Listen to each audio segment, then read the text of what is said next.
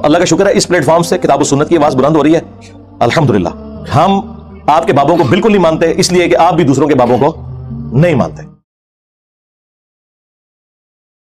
ثقیفہ بنی ساعدہ کے اوپر میں بھی بولا ہوں، حدیث قرطاس کے اوپر بولا ہوں، میری ڈیٹیل ویڈیوز ہیں. لیکن at the end of the day آج ایک چیز جب ریزالو ہوگی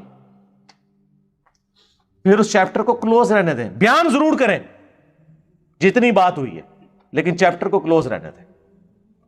جو چیپٹر کلوز نہیں ہوا وہ جنگ صفین کا ہے، ہم اسے چھیڑتے ہیں.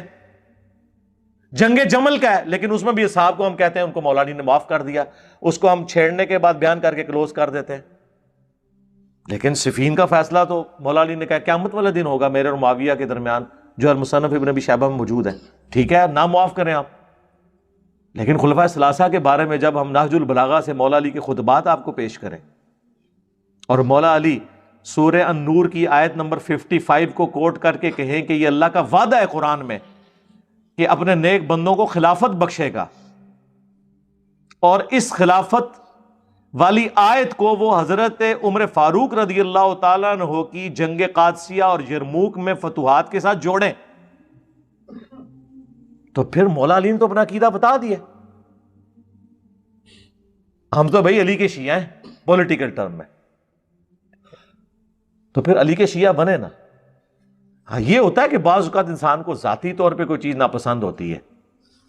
وہ تو رسول اللہ کے زمانے میں کئی چیزیں نبی علیہ السلام کمپرومائز کر لیتے تھے، صحابہ کو ناپسند ہوتی تھی، نفرت کرتے تھے، اس کے باوجود کہتے تھے یا رسول اللہ سمعنا واطعنا.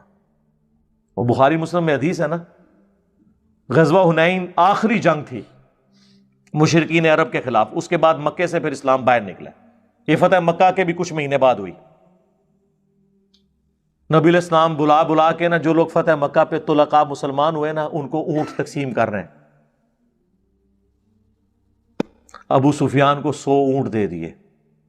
اوئے ہوئے ہوئے ہوئے ہوئے، پوری زندگی نبی کے ساتھ جنگیں لڑتا رہا. چند مہینے پہلے مسلمان ہوا، وہ بھی جب تھریٹ کی گئی سورہ توبہ میں کہ 4 مہینے کا ٹائم ہے یا اسلام قبول کرو ورنہ عذاب استیصال آئے گا، قتل کیے جاؤ گے. جس طرح اگلے انبیاء کے انکار کے اوپر اللہ سے کی طرف سے عذاب آتا تھا، اب مسلمانوں کی تلوار تم پہ مسلط ہوگی، جو سورہ توبہ میں آیا کہ اس دفعہ عذاب نبی کے اصحاب کی تلواروں کے ذریعے ہوگا. اسلام قبول کر لیا اور حضور 100 اونٹ سے دے رہے ہیں. صحیح بخاری اور مسلم میں الفاظ ہیں، صحیح مسلم میں تو بڑے دردناک الفاظ ہیں. بخاری میں تو اتنا ہے کہ ابھی تو قریش کا خون ہماری تلواروں سے ٹپک رہا ہے، اور رسول اللہ اپنے انہی دشمنوں کو جنہوں نے ابھی کلمہ پڑھا ہے وہ بھی ڈر کے ان کو مال غنیمت میں 100 اونٹ دے رہے ہیں. صفوان کو دے دیا 100 اونٹ، ابو سفیان کو دے دیا. سر عمر سیریز ویکھ لو پھر تمہیں پتہ لگے گا کہ صفوان کون تھی جنہیں حضور کے قتل کے اوپر بندہ مقرر کیا ہوا تھا، جو وہ معجزانہ طور پہ مسلمان ہو کے واپس آیا. تو یہ فتح مکہ پہ بھاگ کے جا رہا تھا، رسول اللہ نے اپنی پگڑی دی وہ صفوان کے دوست کو ایک ضمانت کے طور پہ. اس نے جا کے ساحل سمندر سے جو ہے نا صفوان کو کہا کہ اپنے آپ کو ہلاک مت کر، اللہ نے رسول اللہ کو غلبہ دے دیا ہے تو رسول اللہ کی جیت تمہاری جیت ہو گئی ہے. قریش کے لوگوں تم اینڈ پہ ہو، اب تو اسلام قبول کر لو، اللہ نے اس کو فتح دے دی ہے تو اس کی جیت تمہاری جیت ہے، اپنے آپ کو ہلاکت میں مت ڈالو. وہ کشتی سے نیچے اترا، اس نے کہا گارنٹی کیا؟ ان کا یہ دیکھو رسول اللہ نے مجھے اپنی پگڑی دے دی ہے. کس شخص کی ضمانت کے لیے؟ جس نے حضور کے قتل کے لیے اسی بندے کو مقرر کیا ہوا تھا. آیا حضور نے معاف کر دی. بخاری مسلم کے الفاظ ہیں 100 اونٹ جب دیے تو انصار مدینہ نے کہا کہ ہماری تلواروں سے تو ابھی قریش مکہ کا خون ٹپک رہا ہے. اور مسلم کے الفاظ ہیں اس شخص پہ دیکھو اپنے قبیلے کی محبت غالب ہو گئی ہے. کس پہ؟ رسول اللہ پہ. کلمات کفر تھے یہ، لیکن نادانی میں ہوئے.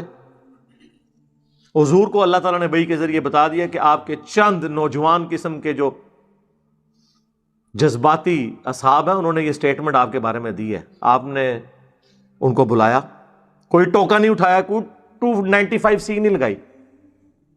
آپ نے کہا کہ مجھے پتا چلا تم نے یہ الفاظ کے ہیں پھر سینئر صاحب بیچ پڑے، ان کا یا رسول اللہ یہ نوجوان ہے، جذبات میں انہوں نے کہہ دیا،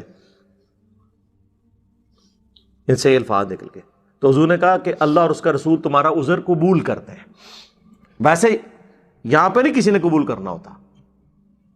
پھر حضور نے فرمایا کہ کیا تم اس پہ راضی نہیں ہو کہ یہ لوگ دنیا کا مال لے جائیں اور تم اللہ کے رسول کو لے جاؤ؟ خدا کی قسم، اگر دنیا ایک گھاٹی میں چلے اور انصار مدینہ دوسری گھاٹی میں چلے، میں انصار مدینہ کے ساتھ ہوں گا، میرا جینا اور مرنا انصار کے ساتھ ہوگا۔ یعنی حضور نے ادھر ہی بتا دیا تھا کہ میری قبر اب مدینے میں بنے گی، میں نے اپنے آبائی علاقے میں واپس نہیں رہنا جہاں آپ نے 52 سال گزارے ہوئے تھے مکے میں، اور آپ کو ہر بندے کو اپنے آبائی علاقے سے پیار ہوتا ہے، حضور نہیں گئے، کہا میں مدینے میں۔ اور پھر انصار کو بتا دیا، بخاری مسلم میں حدیث ہے، انصار میرے بعد اور لوگوں کو تم پر ترجیح دی جائے گی، تم صبر کرنا یہاں تک کہ حوض کوثر پہ آ کے مجھے ملنا، وہاں پھر بدلہ ہوگا۔ سحقن سحقن لمن غیر بعدی، سحقن سحقن لمن بدل بعدی، ان پہ پھٹکارو، ان کو مجھ سے دور کر دو جنہوں نے میرے بعد میرے دین کو بدل دیا۔ خامنائی صاحب کا فتویٰ، جب وہ یاسر الحبیب غالی رافضی نے عرب کے چینلز کے اوپر بیٹھ کے سیدہ عائشہ سلام اللہ علیہا کے اوپر سب و شتم کیا اور نعوذ باللہ عائشہ فی النار، یہ سارے وہ نعرے لکھ کے اور پتہ نہیں کیا کچھ کیا، تو انہوں نے کہا کہ یہ بندہ شیعہ سے خارج ہے، اس کا ہمارے سے کوئی تعلق نہیں ہے، جو نبی الاسلام کی بیویوں کی یا کسی ساتھی کی توہین کرے، یا اہل سنت کے مقدسات کی، جس کی اہل سنت عزت کرتے ہیں، کسی کی بھی توہین کرنے والا شیعہ نہیں ہے۔ چہ جائے کہ امہات المومنین کی رضی اللہ عنہن وعلیہم السلام اجمعین۔ پھر جہاں تک انہوں نے فتویٰ، یہ سارے فتوے میرے پاس لکھے ہوئے ہیں، آپ جا کے گوگل پہ بھی لکھیں، انگلش میں بھی آپ کو فتوے مل جائیں گے، کہ اگر سعودی حکومت شیعہ کو مجبور کرے کہ یہ ہاتھ باندھ کے نماز پڑھے، تب بھی آپ امام کعبہ کے پیچھے ہی نماز پڑھیں ہاتھ باندھ کے، آپ نے اپنی نماز الگ نہیں پڑھنی، امت کی جمعیت سے الگ نہیں ہونا۔ اندازہ کرو، اے تو ہڈے جتنا حوصلہ سنیے چے، یہاں ہم سنیوں کی کتابوں سے بتا رہے ہیں کہ یار ہاتھ چھوڑ کے نماز پڑھنا سنت ہے، وہ کہتے جی جناب یہ کہاں سے نکال لیا، دونوں طریقے سنت ہے، تو پھر اتنا حوصلہ ہونا چاہیے نا۔ میری یوٹیوب کے اوپر ایک ڈیٹیل ویڈیو ہے، اس کانٹیکسٹ میں آپ دیکھ لیں، سیدہ فاطمہ کا قاتل کون، تو اس کے اندر میں نے تفصیل کے ساتھ وہ ساری سقیفہ بنی ساعدہ ان ساری چیزوں کو ڈسکس کیا ہے۔ اور ایک اور لیکچر ہے حدیث قرطاس کا تحقیقی جائزہ اور وصی رسول کون ہے، 3 گھنٹے کا، صلی اللہ علیہ وآلہ وسلم، وہ دیکھیں، پک اینڈ چوز نہ کریں۔ مولا علی نے فرمایا سی نا، میری وجہ سے 2 فرقے جہنم میں جائیں گے اور 2 گمراہ ہوں گے، ایک میری محبت میں غلوف کر کے اور ایک میری دشمنی میں۔ یہ صحیح سند سے ہے، فضائل صحابہ احمد بن حنبل کی کتاب، وہ الحمدللہ 2000 احادیث اور آثار پہ وہ کتاب ہے، اردو میں ٹرانسلیٹ ہو کے آ گئی ہے، ہمارے سٹال پہ لگی ہوئی ہے، نو پروفٹ نو لاس پہ ہم دے رہے ہیں، جس کو شوق ہے وہ لے، جس میں روایت موجود ہے۔